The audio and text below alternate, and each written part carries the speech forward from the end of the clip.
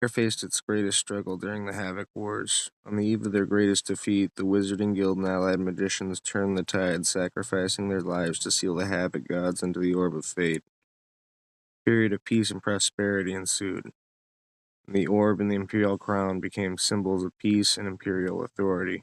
Yet, the emperors would never regain their previous authority as the empire began to rely more on local rulers, held together by careful diplomacy and the personal charisma of the successive emperors. This era came to a sudden end with the opening of the Great Rift, when the twin heirs of the last emperor destroyed the orb during a violent succession dispute. From the top of paragraph 3 of background story.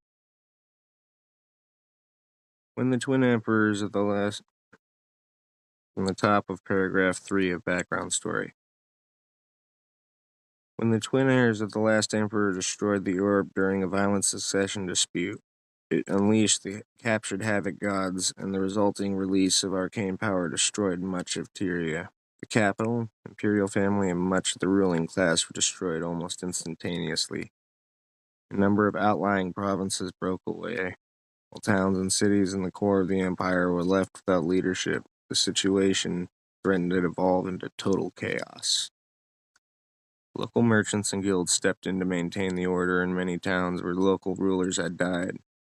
These towns declared themselves free cities. Other towns fell under the sway of the Wizarding Guild, who were still held in high regard for their intervention during the Havoc Wars. Reluctantly, the nobles recognized some cities as under the governance of various guilds, including the Wizarding Guild. In others, the guilds agreed to share the power with the surviving nobility.